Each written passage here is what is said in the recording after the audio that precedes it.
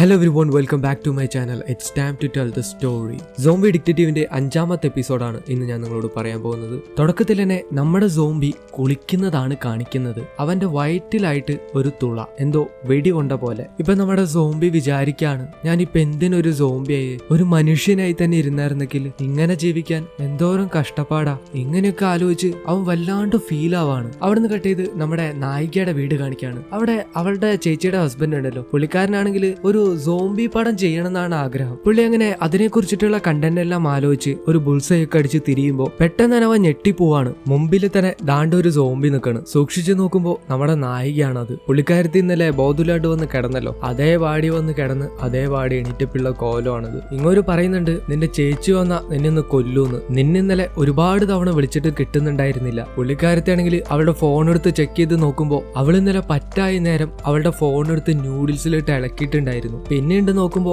അവളുടെ ആ ഒരു ജാക്കറ്റിന്റെ പോക്കറ്റില് നമ്മുടെ സോംബി കൊടുത്ത ആ ഒരു എഗ്രിമെന്റ് കാണുകയാണ്. അവളത് തുറന്നു നോക്കുമ്പോ തന്നെ കുടിച്ച ചായ അങ്ങനെ തന്നെ നേരെ അവളുടെ അളിയന്റെ മുഖത്തേക്ക്. സംഭവം എന്താന്ന് വെച്ചാല് നമ്മുടെ പുള്ളിക്കാരൻ 1,00,000 വോണാണ് നഷ്ടപരിഹാരമായിട്ട് ചോദിച്ചേക്കണേ. അവനെ കുറെ തെറിയും പറഞ്ഞിട്ട് ഇയാളെ ഞാൻ പോയിട്ട് ഡീൽ ചെയ്തിട്ട് വരാന്ന് പറഞ്ഞ അവൾ അപ്പൊ തന്നെ അവിടുന്ന് പോവാണ്. ഇന്നേരം നമ്മുടെ സോംബിക്കുട്ടനാണെങ്കിൽ അവന്റെ റൂമിൽ എയർ ഫ്രഷ്നർ ഒക്കെ അടിച്ചിട്ട് അവനിങ്ങനെ എൻജോയ് ചെയ്യുന്നുണ്ടാവും. അവനങ്ങനെ ആ ഒരു സ്മെല്ല് ആസ്വദിക്കുന്ന സമയത്ത് പെട്ടെന്ന് ഒരു ദുർഗന്ധം വരാണ്. ഇതിപ്പോ ഇവിടുന്ന് കാട്ടുപന്നിയുടെ സ്മെല്ലെന്ന് അവൻ ചിന്തിക്കുന്ന നേരം നമ്മുടെ നായിക അങ്ങോട്ടേക്ക് വരുന്നുണ്ടാവും. ഇവളാണെങ്കിൽ കുളിന്നാനൊന്നും ഇല്ലാണ്ടല്ല വന്നേക്കണത്. പുള്ളിക്കാരത്തി ദേഷ്യത്തിലാണ് വരണേന്നുണ്ടെങ്കിലും അവിടെ എത്തുമ്പോ പുള്ളിക്കാരത്തി കൂളാവാണ്. അവൻ അടുത്തിരുത്തിയിട്ട് കാര്യമായിട്ട് സംസാരിക്കാണ്. ചേട്ടാ, ഞാൻ ഈ അടുത്താണ് ജോലിയെല്ലാം നിർത്തിയത്. നിങ്ങൾ ഈ ഒരു എമൗണ്ടിൽ നിന്ന് കുറച്ച് ഡിസ്കൗണ്ട് തരണം. അങ്ങനെയാണെങ്കിൽ ഞാൻ ഇത് ഇൻസ്റ്റാൾമെന്റ് ആയിട്ട് അടച്ചു തീർക്കാന്ന് പറയാണ്. ലെവള് മറ്റേ ചോട്ടാമുംബൈയിലെ ചന്ദ്രപ്പന്റെ സ്കീമാണെന്ന് നമ്മുടെ ആൾക്ക് മനസ്സിലാവാണ്. ഇത് മറ്റേ 10 കൊല്ലം തന്ന മൊത്തം തുകയുടെ പകുതിയെങ്കിലും അടച്ചു തീർക്കാന്ന് പറയില്ലേ. മാത്രമല്ല ഇവളാണെങ്കിൽ നാറിയിട്ട് പാടില്ല, ഇവൾ എന്നേലും വലിയ പിച്ചക്കാരത്തി എന്ന് മനസ്സിലാക്കിയ നമ്മുടെ പുള്ളിക്കാരൻ ആ ഒരു എഗ്രിമെന്റ് എല്ലാം ചുരുട്ടിക്കൂട്ടി കളഞ്ഞിട്ട് നീ ഇനി കാശൊന്നും തരണ്ടെന്ന് പറഞ്ഞിട്ട് അവളെ പറഞ്ഞു വിടാണ്. അവളും ഹാപ്പി ആയിട്ട് തുള്ളിച്ചാടി പോകുന്നുണ്ട്. അവിടുന്ന് കട്ട് ചെയ്ത് നമ്മുടെ ഉണ്ടപ്പൻ ഡിറ്റക്റ്റീവിനും അവന്റെ അസിസ്റ്റന്റിനും കാണിക്കാണ്. അവരിപ്പോ ഡിസ്കസ് ചെയ്യുന്നത് നമ്മുടെ ആള് കുറച്ചു നാൾ മുമ്പ് ആ ഒരു പട്ടിക്കുട്ടീനെ പിള്ളേർക്ക് കണ്ടുപിടിച്ച് കൊടുത്തല്ലോ, അവനങ്ങനെ പിള്ളേരുടെ മുമ്പിൽ ഹീറോ ആയെന്നുള്ള കാര്യമാണ് ഇവരിപ്പോ ചർച്ച ചെയ്യണേ. കട്ട് ചെയ്ത് നമ്മുടെ ഹീറോനെ കാണിക്കാണ്. നമ്മുടെ സോംബിക്കുട്ടൻ അവന്റെ ഡിറ്റക്റ്റീവ് ഏജൻസിയുടെ നോട്ടീസ് സ്ട്രീറ്റിൽ നിന്നിട്ട് ആൾക്കാർക്ക് അങ്ങനെ കൊടുത്തോണ്ടിരിക്കുകയാണ്. പക്ഷെ അവൻ ഒരു നോട്ടീസ് പോലും ആർക്കും കൊടുക്കാനായിട്ട് പറ്റുന്നില്ല. കാരണം അടുത്ത് നിന്നിട്ട് വേറൊരു വല്യമ്മ, ഇവൻ ആർക്കൊക്കെ നോട്ടീസ് കൊടുക്കാൻ പോയാലും ആ ഒരു വല്യമ്മ മാത്രം നിന്നിട്ട് വരുന്ന ആൾക്കാർക്ക് മുഴുവൻ ആ വല്യമ്മയുടെ നോട്ടീസ് കൊടുക്കാണ്. നമ്മുടെ ആള് ഒരു നോക്കൂത്തിയായിട്ട് അവിടെ അവന്റെ നോട്ടീസും പിടിച്ച് നിൽക്കാണ്. കുറച്ചു നേരം കഴിയുമ്പോൾ ഈ കാര്യം നടപടിയാവില്ല എന്ന് മനസ്സിലാക്കിയിട്ട് അവൻ പതുക്കെ ഇങ്ങനെ നിരാശനായിട്ട് ഇങ്ങനെ നടന്നു പോകുമ്പോ 2 ചെറുപ്പക്കാര് പിള്ളേര് ബൈക്കിന് പോയിട്ട് അവരെ കാർഡുകൾ ഓരോ കടയുടെയും വീടിന്റെ എല്ലാം ഡോറുമ കെറിയാണ്. ആ കാർഡുകളെല്ലാം കൃത്യമായിട്ട് ആ ഒരു ഗ്യാപ്പിൽ പോയിട്ട് കുത്തിയിരിക്കുന്നുണ്ട്. നമ്മുടെ ആൾ ഇത് കണ്ടിട്ട് വല്ലാണ്ട് ഇംപ്രസ് ആവുകയാണ്. എങ്ങനെയും ഇങ്ങനെ എറിയാൻ പഠിക്കണമെന്ന് അവൻ തീരുമാനിക്കാം. അവിടുന്ന് കട്ട് ചെയ്ത് നമ്മുടെ മറ്റേ ആ ഒരു പോലീസുകാരൻ കൂട്ടുകാരനുണ്ടല്ലോ, അവൻ നമ്മുടെ നായികയ്ക്ക് ഒരു ജ്യൂസ് എല്ലാം വാങ്ങിച്ച് കൊണ്ടു കൊടുത്തിട്ട് അവളെ ആശ്വസിപ്പിക്കുകയാണ്. നീ കഴിഞ്ഞ കാര്യങ്ങളെല്ലാം മറന്നേക്ക്, അങ്ങനെ ഒരു ഇന്റർവ്യൂ തന്നെ നടന്നിട്ടില്ല എന്ന് വിചാരിച്ചാൽ മതി എന്ന് പറയുമ്പോൾ അവളാണെങ്കിൽ അതിപ്പോഴും വിടാൻ തയ്യാറായിട്ടില്ല. എങ്ങനെയും ആ ഒരു കൊലയാളിനെ പിടിച്ചേ മതിയാവൂന്ന് അവളിങ്ങനെ വാശി പിടിക്കുകയാണ്. പക്ഷെ ഇപ്പോ അവൾക്ക് ആ ഒരു ജോലി പോലും ഇല്ല. പിന്നെ നീ എങ്ങനെ കണ്ടുപിടിക്കാൻ പോണേന്ന് ആ ഒരു കൂട്ടുകാരൻ ചോദിക്കുന്നുണ്ട്. ഇപ്പോ അവളുടെ ചേച്ചിയുടെ ആ ഒരു പയ്യൻ വന്നിട്ട് അവരോട് പറയാണ്, നമുക്കെന്നാ ആ ഒരു ഡിറ്റക്റ്റീവിനെ ഏൽപ്പിച്ചാലോ, അയാൾ ഭയങ്കര കില്ലാടിയാണെന്നെല്ലാം ഇവൻ പറയാണ്. എന്റെ പട്ടിക്കുട്ടീനെ ഒറ്റ ദിവസം കൊണ്ട് അയാൾ കണ്ടുപിടിച്ചെന്നെല്ലാം പറയുമ്പോ നമ്മുടെ പോലീസുകാരൻ അത് കാര്യമായിട്ട് എടുക്കില്ല. പക്ഷെ നമ്മുടെ നായിക അതൊന്ന് കണക്കിലെടുക്കുന്നുണ്ട്. നമുക്ക് ഈ ഒരു പോലീസുകാരൻ ഫ്രണ്ട് പുള്ളിനെ നമുക്ക് എന്തെങ്കിലും പറഞ്ഞു വിളിക്കാം. പുള്ളിയാണ് സെക്കൻഡ് ഹീറോ. ഇപ്പൊ എന്താ വിളിക്കുക, ആളൊരു ചുള്ളനായോണ്ട് നമുക്ക് ചുള്ളാന്ന് വിളിക്കാം, ചുള്ളൻ പോലീസ്. കട്ട് ചെയ്ത് നമ്മുടെ നായികയുടെ ചേച്ചിയുടെ ഹസ്ബൻഡിനെ കാണിക്കാണ്. അതായത് അവളുടെ അളിയൻ. പുള്ളിക്കാരൻ ആ ഒരു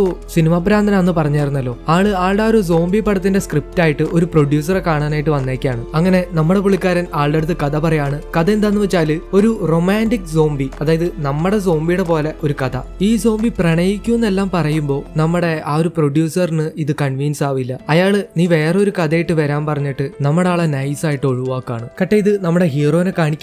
അവനാണെങ്കിൽ ആ ഒരു പിള്ളേരിൽ നിന്ന് ചെറിയ പൈസ വാങ്ങിച്ചിട്ട്, അതായത് എന്തോ 5 വോണോ അങ്ങനെ എന്തോ, ഈ പൈസക്ക് അവരെ പട്ടിക്കുട്ടീനെ വേണമെങ്കിൽ കുറച്ചു നേരം കളിപ്പിച്ചോ എന്ന് പറയാണ്. അങ്ങനെ നമ്മുടെ പുള്ളിക്കാരൻ 5 കിട്ടിയതായി എന്ന് പറഞ്ഞുകൊണ്ട് അവൻ അതും കൊണ്ട് താഴേക്ക് വരാണ്. അതിനിടയിൽ പുള്ളിക്കാരൻ മറ്റേ ആ പിള്ളേര് കാണിക്കുന്നുണ്ടായിരുന്ന പോലെ അവന്റെ വിസിറ്റിംഗ് കാർഡ് എറിഞ്ഞ് പ്രാക്ടീസ് ചെയ്യുന്നുണ്ട്. അങ്ങനെ താഴേക്ക് വരുമ്പോണ്ട് അവിടെയുണ്ട് നമ്മുടെ നായിക നിൽക്കുന്നു. നീ ഇപ്പൊ എന്തിനു ഇങ്ങോട്ടേക്ക് വന്നേന്ന് അവൻ ചോദിക്കുമ്പോൾ അവള് പറയാണ് അവൾക്ക് അവന്റെ ഒരു ഹെൽപ്പ് വേണമെന്ന്. അന്നേരം നമ്മുടെ ആളാണെങ്കിൽ മനുഷ്യനാണെങ്കിൽ 20,000 അല്ല മൃഗമാണെങ്കിൽ 5,000 എന്ന് പറയാണ്. അപ്പൊ ഇവള് പറയും, അല്ല ചേട്ടാ എനിക്ക് അഡ്വൈസ് മാത്രം മതി, വേറെ ഒന്നും വേണ്ടാന്ന്. ഇപ്പൊ നമ്മുടെ സോംബി മനസ്സിൽ വിചാരിക്കുന്നുണ്ട് ഇവൾ ഓസിക്ക് അഡ്വൈസ് വാങ്ങാൻ വന്നാണെന്ന്. ഇപ്പൊ ഇവള് ശരിക്കുള്ള കാര്യം എന്താന്ന് പറയാണ്, ഇവക്കിപ്പോ ഇവന്റെ കൂടെ വർക്ക് ചെയ്യണമെന്ന്. സംഭവം എന്താന്ന് വെച്ചാല് ശരിക്കും ഇവൾക്ക് ആ ഒരു കിഡ്നാപ്പറെ കണ്ടുപിടിക്കണം. അത് ഇവന്റെ കൂടെ നിന്നിട്ട് ചെയ്യാനാണ് ഇവളുടെ പ്ലാൻ. പക്ഷെ അത് നമ്മുടെ ആളുടെ അടുത്ത് ഇവള് പറയുന്നില്ല. ഇവനാണെങ്കിൽ എങ്ങനെങ്കിലും ഇവളെ പറഞ്ഞുവിടാനായിട്ട് നോക്കാണ്. ഇന്നേരം പുറത്ത് ഇവൻ അന്വേഷിച്ച് വേറെ ആരോ വന്നേക്കാണ്. ഇവനെന്ന് വെച്ചാൽ ശരിക്കുള്ള ഡിറ്റക്റ്റീവിനെ അന്വേഷിച്ച്. അവരും വന്നിട്ട് നീ ആകെ മാറിയില്ലോ എന്നെല്ലാം പറയുന്നുണ്ട്.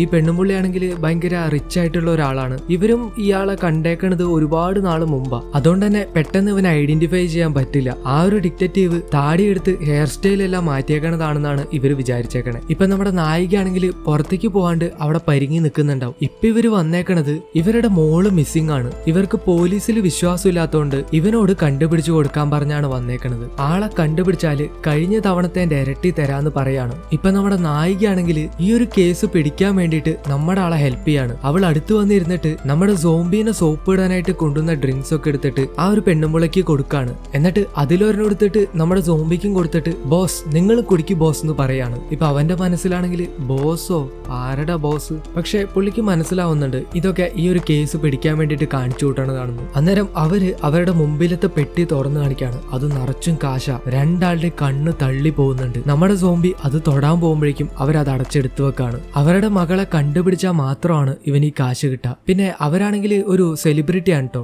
അങ്ങനെ അതും പറഞ്ഞ് അവര് പോയി കഴിയുമ്പോൾ നമ്മുടെ നായികയാണെങ്കിൽ ഇവനെ വിടണമട്ടില്ല. ഞാനിവിടുത്തെ എല്ലാ ജോലിയും ചെയ്തോളാം, നിങ്ങൾ എനിക്ക് ശമ്പളമായിട്ട് ഒന്നും തരണ്ട, നിങ്ങൾക്ക് തരാനുള്ള ആ ഒരു എഗ്രിമെന്റിലെ കാശ് അതിനു പകരം ഞാൻ നിങ്ങൾക്ക് വേണ്ടി പണിയെടുക്കാന്ന് പറയാണ്. പക്ഷെ എന്നാലും നമ്മുടെ പുള്ളിക്കാരൻ സമ്മതിക്കില്ല. പക്ഷെ ഇവൻ ഒറ്റയ്ക്ക് ആ ഒരു പെൺകുട്ടീനെ കണ്ടുപിടിക്കുക എന്നുള്ളത് കുറച്ച് പ്രയാസമാണ്. പുള്ളിക്ക് അങ്ങനെ എല്ലാ സ്ഥലത്തും അങ്ങനെ പെട്ടെന്ന് കയറി ചെല്ലാനായിട്ടൊന്നും പറ്റില്ലല്ലോ. അങ്ങനെ അവള് സങ്കടപ്പെട്ട് പോവാൻ നേരം നമ്മുടെ സോംബി അവളെ കണ്ട് പാവം തോന്നിയിട്ട് പുള്ളിക്കാരത്തിനെ തിരിച്ചു വിളിക്കാണ്. ശരി നിനക്ക് ഒരു ചാൻസ് തരാന്ന് പറഞ്ഞിട്ട് അവളെ കൂടെ കൂട്ടാം. അങ്ങനെ അവൾക്കും സന്തോഷാവുന്നുണ്ട്. നമ്മൾ ഈ കേസ് കണ്ടുപിടിക്കുമെന്ന് പറഞ്ഞ് അവള് കിടന്ന് തുള്ളിച്ചാടുന്നുണ്ട്. നമ്മുടെ സോംബി നിന്റെ കഴിവ് നീ പ്രൂവ് ചെയ്ത് കാണിക്കുമെന്ന് പറയുമ്പോൾ അവൻ ആദ്യം തന്നെ കൊണ്ടുപോണത് ആ ഒരു സെലിബ്രിറ്റിയുടെ വീട്ടിലെ വീട്ടുജോലിക്കാരുടെ അടുത്തേക്കാണ്. അവരിന്ന് ഇവര് കുറച്ച് ഡീറ്റെയിൽസ് അറിയാണ്. അതായത് ആ പെൺകുട്ടി മുറിയിൽ അങ്ങനെ അധികം പുറത്തേക്കൊന്നും ഇറങ്ങാറില്ല. മാത്രമല്ല അവളുടെ അമ്മയായിട്ടുള്ള ഈ സെലിബ്രിറ്റി ആ കൊച്ചിനെ എപ്പോഴും ചീത്ത പറഞ്ഞുകൊണ്ടിരിക്കും. ഇതിന് വേറെ പണിയൊന്നും ഇല്ലാത്തതുകൊണ്ട് വീട്ടിലിരുന്ന് ഭക്ഷണം കഴിക്കുക, TV കാണാ, ഓൺലൈനിലൊക്കെ ഇങ്ങനെ നോക്കിയിരിക്കുക, അത്ര തന്നെ ഉള്ളൂ. അതുകൊണ്ട് തന്നെ അത് നല്ല തടിച്ചിട്ടാണ് ഇരിക്കണത്. അങ്ങനെ നമ്മുടെ ആൾക്കാര് ആ കുട്ടിയുടെ റൂം ചെക്ക് ചെയ്യാണ്. ഇവള് എന്തെങ്കിലും തുമ്പ് കിട്ടുമെന്ന് നോക്കുമ്പോ നമ്മുടെ ആള് എന്തെങ്കിലും തിന്നാൻ കിട്ടുമെന്നായിരിക്കും നോക്കണ്ടാവുക. പുള്ളിക്ക് ഈ തീറ്റാന്നുള്ള വിചാരം മാത്രമേ ഉള്ളൂ. അന്നേരം ആ ഒരു പെൺകുട്ടിയുടെ ലാപ്ടോപ്പിൽ അവളുടെ സോഷ്യൽ മീഡിയ അക്കൗണ്ട് ചെക്ക് ചെയ്യുമ്പോൾ അവൾക്കൊരു ബോയ് ഫ്രണ്ട് ഉള്ളതായിട്ട് ഇവൾക്ക് അറിയാൻ പറ്റാണ്. അവര് ഒരു ക്രാഫ്റ്റ് വർക്ക്ഷോപ്പിൽ പരിചയപ്പെട്ടതാണെന്നും അതിന്റെ 100 ഡേ സെലിബ്രേഷന് ഒരു സർപ്രൈസ് കൊടുക്കാനായിട്ടും ഈ ഒരു കാണാണ്ടായ പെൺകുട്ടി തീരുമാനിച്ചായിരുന്നു. ഇപ്പൊ നമ്മുടെ നായിക അവളുടെ ലാസ്റ്റ് സെർച്ച് ഹിസ്റ്ററി നോക്കുമ്പോൾ ഒരു ഫാസ്റ്റ് സെന്ററിനെ കുറിച്ചിട്ട് അവള് തിരക്കിയിട്ടുണ്ട്. അതായത് ഈ ഒരു തടി കുറയ്ക്കുന്ന സ്ഥലം. തീർച്ചയായിട്ടും അവൾ അങ്ങോട്ടേക്ക് തന്നെ പോയിട്ടുണ്ടാവുമെന്ന് പറഞ്ഞുകൊണ്ട് നമ്മുടെ നായിക സോംബിനും കൂട്ടി അങ്ങോട്ടേക്ക് പോവാണ്. അവിടെ എത്തുമ്പോൾ നമ്മുടെ സോംബിക്കുട്ടനാണെങ്കിൽ എനിക്ക് സോഷ്യൽ ഫോബിയാണ്, അതുകൊണ്ട് ഞാനില്ല, നീ ഒറ്റയ്ക്ക് പോകുന്നു പറയാണ്. ഇപ്പൊ നമ്മുടെ നായികയും ഇതൊരുമാതിരി ഊള പരിപാടിയായി പോയി എന്ന് പറയുമ്പോൾ അവൻ പറയുന്നുണ്ട് ഞാനാണ് ബോസ്, നീ എന്റെ അസിസ്റ്റന്റ് ആണെന്ന്. ഇപ്പൊ നമ്മുടെ നായികയും ഒറ്റയ്ക്ക് പോയിട്ട് അവിടെ അന്വേഷിക്കുകയാണ്. പക്ഷെ അവരാണെങ്കിൽ പുറത്തുനിന്നുള്ള ആൾക്കാർക്ക്, അതായത് ഇവിടെ മെമ്പർഷിപ്പ് ഇല്ലാത്തവർക്ക് ഇവിടുത്തെ ഡീറ്റെയിൽസ് ഒന്നും കൊടുക്കില്ല എന്ന് പറയാണ്. ഇപ്പൊ അവളാണെങ്കിൽ എന്നാ പിന്നെ ഞാൻ മെമ്പർഷിപ്പ് എടുക്കാന്ന് പറയുമ്പോൾ നിനക്കതിന് ഈ ശരീരത്തിൽ കുറയ്ക്കാനായിട്ട് ഇനി വെയിറ്റ് ഒന്നും ഇല്ല എന്ന് പറഞ്ഞിട്ട് അവളെ പിടിച്ച് പുറത്താക്കാം. മാത്രമല്ല അവള് ഓൾറെഡി ആ ഒരു കുട്ടീനെ പറ്റി ചോദിച്ചപ്പോ അങ്ങനെ ഒരു മെമ്പർ ഇവിടെ ഇല്ലാന്നും അവര് പറയുന്നുണ്ട്. പക്ഷെ അവര് മാറിയ സമയത്ത് അവരുടെ ആ ഒരു രജിസ്റ്റർ ബുക്ക് ഉണ്ടല്ലോ അത് അവള് ചെക്ക് ചെയ്ത് നോക്കിയിട്ടുണ്ടാവും. ഇപ്പൊ അവള് പുറത്തേക്ക് ഇറങ്ങിയിട്ട് നമ്മുടെ സോംബിയുടെ അടുത്ത് വന്ന് പറയാണ് എനിക്ക് 100% ഉറപ്പാണ് ആ ഒരു കുട്ടി ഇതിനകത്ത് തന്നെ ഉണ്ടെന്ന്. എനിക്ക് ഇവിടെ മെമ്പർഷിപ്പ് എടുക്കാനായിട്ട് പറ്റില്ല, പക്ഷെ നിങ്ങൾക്ക് പറ്റൂന്ന് പറഞ്ഞിട്ട് അവനെ തള്ളിവിടാൻ നോക്കുമ്പോ അവനാണെങ്കിൽ പോവാൻ തയ്യാറല്ല. അവൻ പറയാണ് ഞാൻ പറഞ്ഞില്ല എനിക്ക് സോഷ്യൽ ഫോബിയ ഉണ്ടെന്ന്, പിന്നെ എന്തിനാ എന്നെ ഇങ്ങനെ നിർബന്ധിക്കണേന്ന്. ഇപ്പൊ നമ്മുടെ നായികയാണെങ്കിൽ നിങ്ങളുടെ സോഷ്യൽ ഫോബിയ മാറാൻ വേണ്ടിയിട്ട് ഇവിടെ ഒരു കോഴ്സ് ഉണ്ട്, അതും ആ ഒരു കോഴ്സ് ഫ്രീ ആണെന്നെല്ലാം പറഞ്ഞിട്ട് അവനെ കൺവിൻസ് ചെയ്യാണ്. അവനും വേറൊരു ഓപ്ഷൻ ഇല്ലാത്തോണ്ട് അതിനെ സമ്മതിക്കാണ്. അവിടെ വെച്ച് 5ാമത്തെ എപ്പിസോഡ് അവസാനിക്കാണ്. എന്റെ ഈ വീഡിയോ എല്ലാവർക്കും ഇഷ്ടപ്പെട്ടു എന്ന് വിചാരിക്കുന്നു. അങ്ങനെയാണെങ്കിൽ ഒന്ന് ലൈക്ക് ചെയ്യുക, സബ്സ്ക്രൈബ് ചെയ്യുക, പിന്നെ നിങ്ങളുടെ വേണ്ടപ്പെട്ടവർക്കൊന്ന് ഷെയർ ചെയ്യുക. അപ്പോൾ അടുത്ത എപ്പിസോഡായിട്ട് ഞാൻ നാളെ തന്നെ വരുന്നതായിരിക്കും. അതുവരേക്കും അന്നാര സമാന.